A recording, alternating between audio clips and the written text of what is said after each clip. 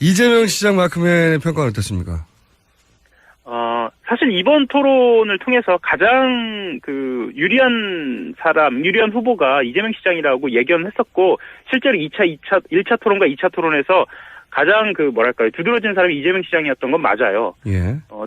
특히나 1차 토론 때는 본인이 오히려 안정감 있는 태도로 보이면서, 이 시장이 이런 면모도 있었네, 라는, 태도로 보였고요. 2차 토론 때는 이 시장이 먼저 공격적으로 나서면서 특히 재벌과 관련된 문제에서 네. 아주 강하게 문 전 대표를 공격하면서 이것이 과연 유권자들에게 너무 공격적인 거 아니냐라고 비춰질지, 아니면 역시 사이다라고 비춰질지, 이건 조금 두고 봐야 할 것 같습니다. 하지만 마크맨 대사에서는 약간 평가는 엇갈렸어요. 역시 사이다라고 하는 쪽도 있었고요.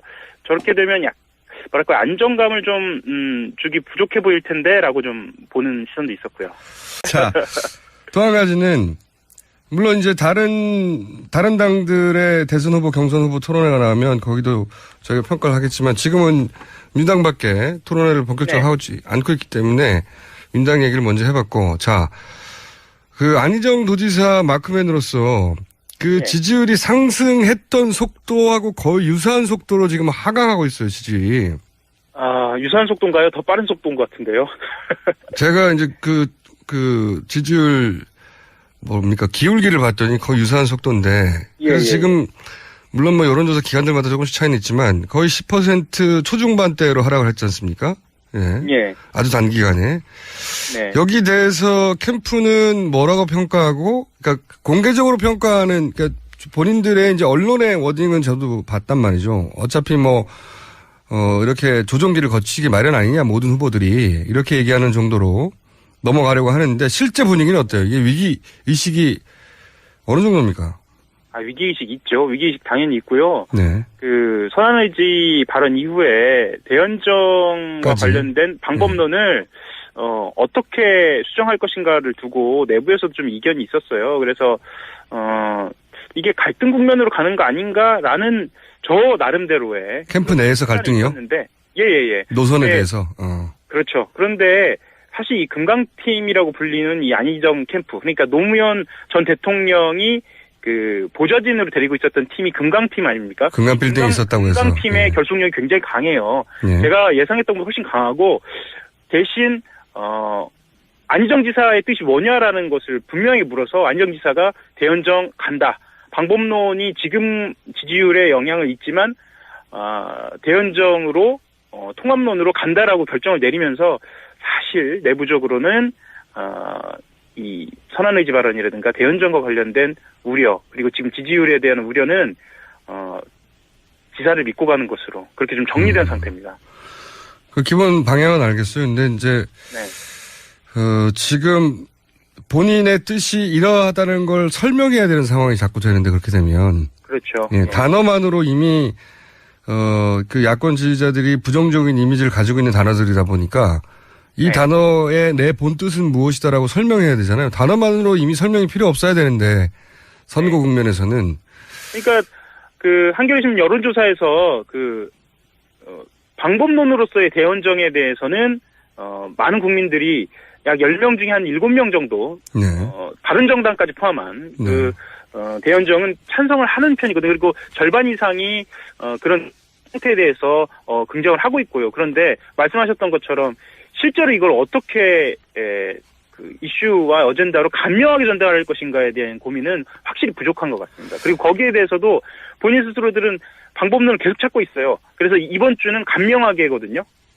캠프는 간명하게 가자, 간결하게 가자라고 하는데, 사실은 말씀하셨던 것처럼 계속 설명해야 되는 그런 그렇죠. 상황이 좀 처해 있는 상황이죠. 예.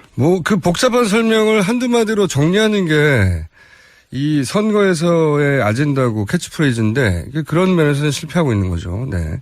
그 뜻이 무엇이든 간에. 마지막으로 안희정 도지사 캠프의 소위 이제 비문이라고 분류되어 왔던 현역 의원들이 합류하고 있지 않습니까? 예. 이걸 어떻게 해석해야 되나요? 네, 소위 이제 김종인계 아니냐, 혹은 개헌파 아니냐라고 불리던 분들 몇 분이 합류를 해서 이걸 어떻게 바라봐야 되는지, 사람들이 해석이 분분한데 캠프 내 출입하는 기자로서는 어떻게 보십니까? 그 박영선 의원 같은 경우에는 뭐 비문계라고 이제 이미 분류를 그러니까 된 상태고 곧 지지선을 할 것 같고요. 네. 그리고 합류한 의원들을 보면 비문계라고 얘기하는 게 이제 이철희 의원이죠. 그렇죠. 이철희 의원이고 사실 기동민 의원 같은 경우에는 박원순계라고 보는 게 맞죠. 그리고 네. 박원순계가 비문계냐라고 했을 때는 약간의 어떤 논쟁적 여진이 있는 것 같고요. 다만 이런 건 있는 것 같아요. 뭐냐면 워낙에 그 문재인 전 대표 쪽으로 그 민주당 내 의원들이 무게중심이 쏠려있기 때문에 나머지 의원들이 자기의 갈 길을 좀 찾고 있는 상황인데 뭐 그렇다고 한다면 자기 갈 길을 찾는 사람들은 어쨌거나 비문계 의원들이 많고 뭐 자연스럽다. 예, 자연스러운 현상으로 보이긴 하는데요. 또 안희정 캠프 내부에서는 이렇게 생각하고도 있어요. 뭐냐면 어쨌거나 비문계도 아우르는 포지셔닝이 필요하지 않느냐. 그런 뭐 본인들이 이야기하는 통합의 어떤 이것도 대연정의 컨셉에서 바라봐야 되는 겁니까? 당내 대연정? 본인이 그렇죠. 아니 뭐 당내 대연정까지를 이야기하는 것이 맞는지 모르겠습니다. 왜냐하면 본인들이 정견이 어느 정도 차이 나는지 모르겠으니까. 하지만 어쨌거나 그 아우르는 포지셔닝 같은 경우에는 비문계를 충분히 함께 할 수 있는 거죠. 비문계하고요. 여기서 핵심은 이제 사실 김종인 전 대표와 무슨 특별한 커넥션이 있는가 아닌가 뭐 이런 관점인 건데요. 김종인 전 대표하고는요, 커넥션이라기보다 지금 현재 안희정 캠프 내에 있는 박수현 전 의원이 김종인 전 대표의 비서실장 출신이거든요. 그러면서 네. 이제 개인적인 교감이 있는 건 사실이에요. 하지만 그렇다고 해서 안희정 지사를 중심으로 해서 김종인 전 대표가 어떤 정치의 판을 그리는 상황이다. 지금 그런 상황 보이고 있지는 않습니다. 탈당은 안 할 테니까요. 네. 알겠습니다. 오늘 여기까지 하겠고요. 네. 네네. 다음 시간에는 꼭 스튜디오에 나와주시기 바랍니다. 네. 네, 감사합니다. 지금까지 한결의 하영 기자였습니다. 한결의 하영 기자입니다. 네. 아니 직접 나오시지 않고 이렇게 전화로. 요즘 민주당 경선이 치열해지다 보니까요. 네. 아침 일정이 좀 많습니다. 그래서 저는 지금 안희정 지사 마크맨, 이른바 마크맨이죠. 네. 안희정 지사 캠프를 출입하고 있고요. 그래서 부득이하게 전화 연결했습니다. 네, 죄송합니다. 마크맨들이 다 있잖아요. 이재명 시장 네네. 마크맨도 있고 뭐 문재인 전 대표 마크맨도 있고. 네. 그리고 토론회가 시작됐는데 마크맨들이 원래 본인 마크맨들의 활동에 대해서 이제 나중에 모여가지고 얘기들 하잖아요. 하죠. 예. 예. 그러면 물론 채성 고양시장에 대한 마크맨도 있나요? 아니면 마크맨을 따로 두지 않나요? 채성. 최 시장께는 좀 죄송한 말씀입니다만 묶어서 합니다. 시장 같은 경우는. 예. 네. 아무래도 인력의 문제가 있다 보니까요. 네. 그리고 이제 갑자기 등장하셔가지고 사실은. 예. 그럴 수밖에 없었겠죠. 누구 마크맨이 최성 고양시장은 묶어서 마크합니까?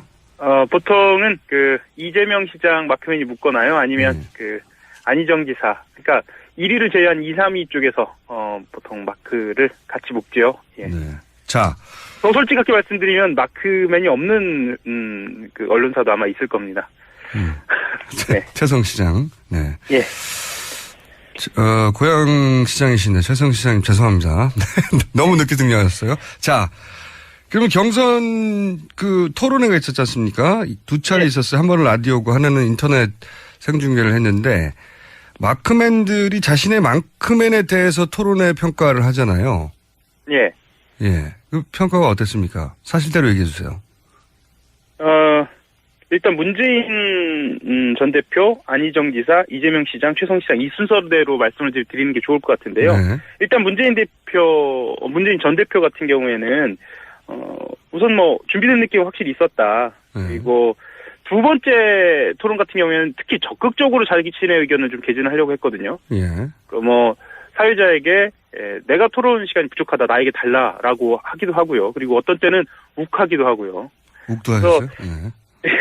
예. 특히나 재벌개혁이나 준조세의 법정부담금 논란 같은 경우에는 자기가 자기 논리를 가지고 좀 적극적으로 의견을 좀 개진하려는 모습을 좀 보였어요. 예. 그 대목은 이제 이재명 성남시장이 문재인 전 대표에게 친재벌 아니냐라는 공세를 많이 핀 걸로 알고 있는데. 그렇죠. 네. 그래서 자기 의견을 좀 적극적으로 이야기하고 공약을 차분하게 설명을 했다는 점에서는 마크맨들도 좋은 점수를 줬는데요. 네. 지난번하고 이번 혹시 보신 분들은 느끼셨을 거예요. 가장 핵심적인 토론은 주도권 토론이라고 해서요. 예.